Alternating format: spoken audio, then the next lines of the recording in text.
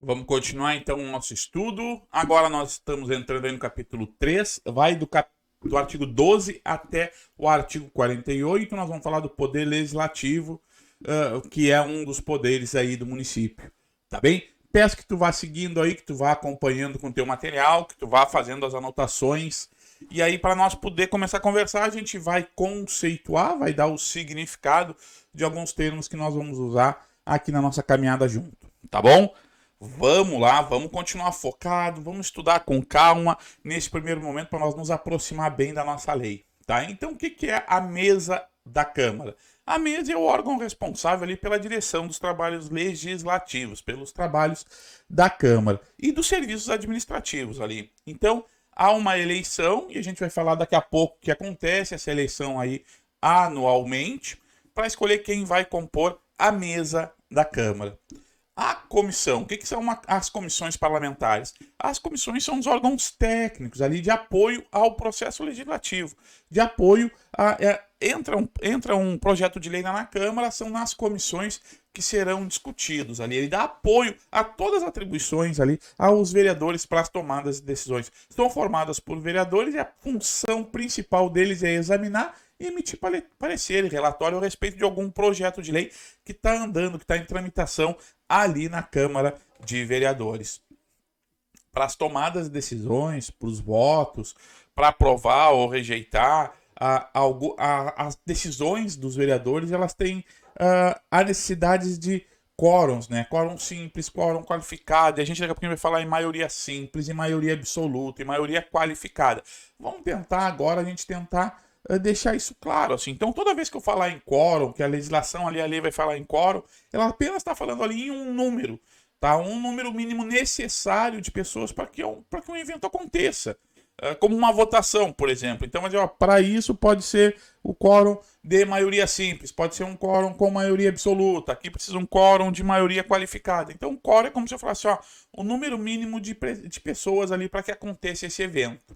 O quórum qualificado é um tipo de quórum, mas ele é diferenciado porque aí precisa mais que a maioria simples, tá? Ou melhor, só a maioria simples não é suficiente. Mas o que é a maioria simples? A maioria simples é, para diferenciar bem em relação à maioria absoluta, a maioria simples ela compreende quem está presente agora.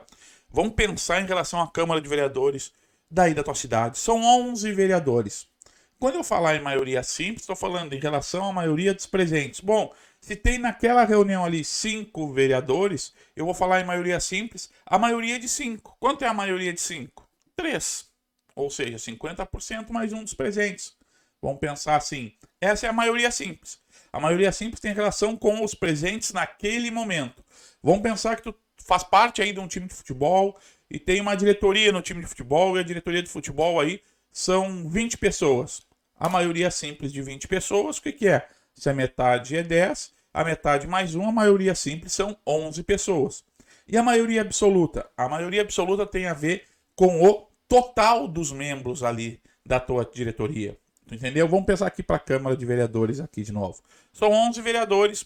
Cheguei lá na reunião, a gente tem lá 5 vereadores nessa reunião. A maioria simples de 5 vereadores são 3 ali para uma tomada de decisão se tiver que votar alguma coisa. Já para a maioria absoluta, eu preciso levar em conta o total dos vereadores. Bom, tem 11 vereadores. A maioria absoluta é a metade, é o primeiro número superior à metade dos membros. Como vamos isso? São 11 vereadores. Qual é a metade de 11? 5,5. Ali fala que é o primeiro número inteiro superior à metade. 5,5 é a metade, o primeiro número inteiro de 5,5 é 6. Então, a maioria absoluta para uma tomada de decisão em relação na Câmara de Vereadores, que são 11 membros, a maioria absoluta é 11. Ficou claro? Maioria simples em relação aos presentes naquele momento. Tá? Não importa que são 11, a maioria simples, algumas coisas podem ser tomadas decisão só com a maioria simples, ou seja, só com a maioria dos presentes ali. Outras eu preciso para tomar a decisão, a maioria absoluta, ou seja, eu tenho que ter aqui na Câmara de Vereadores de Arroio Grande a maioria absoluta de vereadores, sendo 11 vereadores é 6. E a maioria qualificada ainda é um número mínimo de votos para aprovação de algumas matérias especiais que ela está prevista em lei. Então, tu vai ver que é mais que a maioria absoluta ali. Ela algumas vezes é dois terços. Tu vai ver que vai ter momentos que a gente vai falar, olha, para aprovar precisa da maioria qualificada de 2 terços. Tá bem? Fechamos assim? Vamos continuar? Então, o poder legislativo no município, ele é exercido pela Câmara Municipal de Vereadores.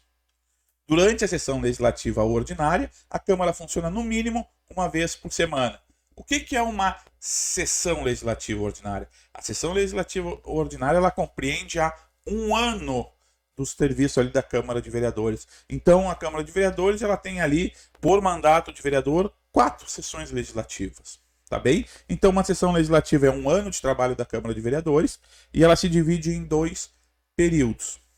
Então, ela se divide em sessão ordinária e sessão extraordinária. Então, vai ter um tempo em que a Câmara, enquanto a Câmara estiver funcionando, nesse ano de sessão legislativa, nessa sessão legislativa, ela vai ter 2 períodos. Um período ela vai estar em recesso, ou seja, que ela está fechada, e aí ela está fechada e ela fica apenas funcionando para trabalhos internos, e vai ter o outro período de sessão ordinária, ou seja, que ela está em funcionamento público. E aí na tua cidade ela vai funcionar no mínimo uma vez por semana, tá bem? Mas qual é esse período que funciona aí? Então vamos lá.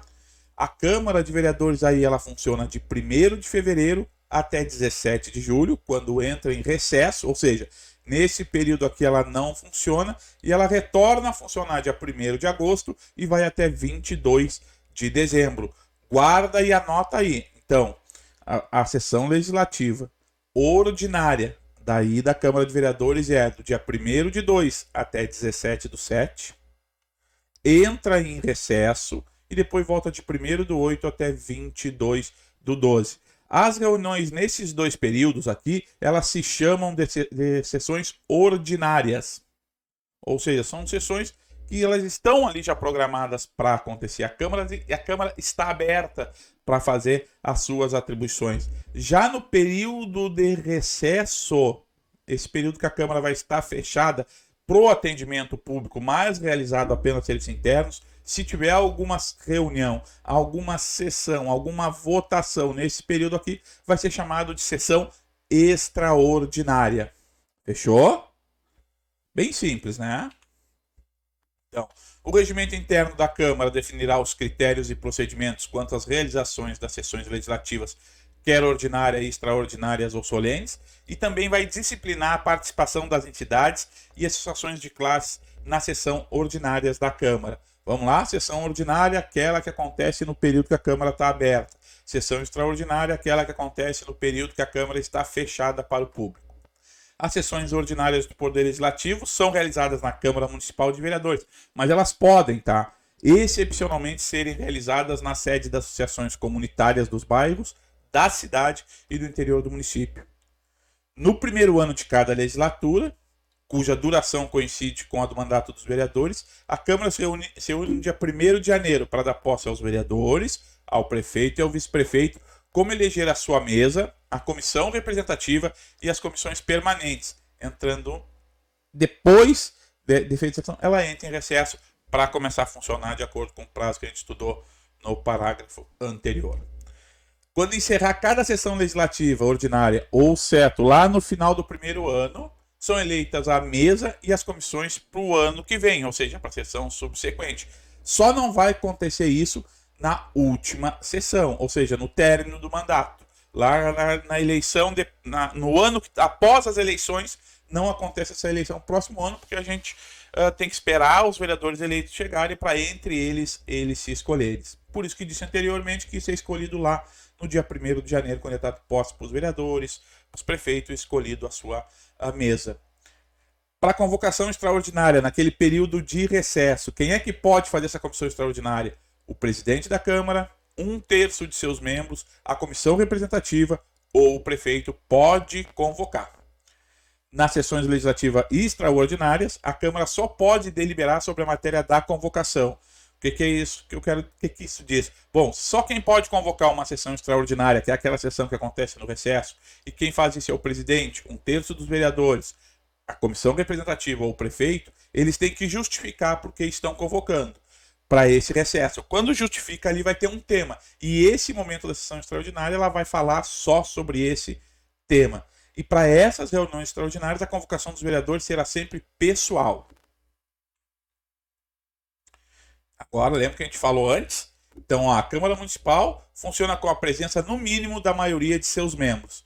E as deliberações são tomadas por maioria de voto dos presentes, salvo nos casos previstos aqui na lei ou no regimento interno.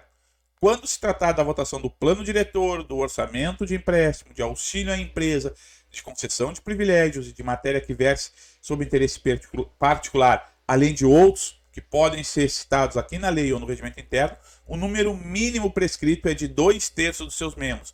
E as deliberações, as decisões, elas são tomadas pelo voto da maioria absoluta dos vereadores. Nós já conversamos sobre isso. Quer relembrar? Volta o vídeo um pouquinho para te poder ir fixando esses conteúdos. O presidente da Câmara de Vereadores, ele vota quando há empate ou quando a matéria exigir um quórum qualificado, bem como nas votações secretas. As sessões da Câmara são públicas e o voto é aberto. Pode, em algum momento, de acordo com a lei orgânica, de acordo com o regimento interno, acontecer o voto secreto, mas tem que estar ali na lei ou no regimento interno definindo isso. Anualmente, dentro de 30 dias do início da sessão legislativa, a Câmara recebe em sessão especial o prefeito, que é quando ele vai informar ali, através de um relatório, o estado em que se encontram os assuntos do município. É como se o prefeito fosse lá e dissesse como está o município agora, nesse momento. E sempre que o prefeito manifestar propósito, interesse de ir lá e falar de algum assunto de interesse público, a Câmara o recebe em sessão previamente designada. O mesmo acontece, tá, em relação às comissões, ou seja, a Câmara Municipal ou as suas comissões, a requerimento da maioria de seus membros, pode convocar os secretários municipais, titulares de autarquias ou de instituições que participem do município, para que compareçam ali para prestar informações sobre os assuntos que foram previamente designados e constantes na convocação. Ou seja, a Câmara pode convocar essas pessoas, os secretários municipais, titulares de autarquias. Só tem que avisar antes para essas pessoas dizendo o motivo da convocação. Independente da convocação, quando o secretário ou o diretor eles desejarem prestar esclarecimento ou solicitar alguma providência lá da Câmara ou da comissão, eles podem marcar um dia lá para serem ouvidos. A prestação de contas do município, referente à gestação financeira de cada exercício, ela é encaminhada ao Tribunal de Contas até o dia 31 de março do ano seguinte. E as contas do município elas ficam à disposição ali, pelo menos pelo prazo de 60 dias, para qualquer contribuinte, a partir da remessa dela ali para o Tribunal de Contas do Estado do Rio Grande do Sul. Sabia disso, não? Então as contas são enviadas lá para o Tribunal de Contas até dia 31 de março, e depois que são enviadas, elas ficam 60 dias ali para qualquer contribuinte poder ver ali como é que está. E a Câmara pode criar a famosa CPI, né, que são as comissões parlamentares de inquérito ali, né, sobre um fato determinado, respeitando o que está lá no regimento interno da Câmara lá, há requerimento no mínimo de 1/3 dos seus membros. Então, para abrir uma CPI, precisa no mínimo 1/3 dos seus membros para autorizar a abertura. Beleza? Fechamos a primeira parte desse capítulo. Paramos por aqui e a gente segue daqui a pouquinho para poder ir fixando esse conteúdo, tá bom? Forte abraço!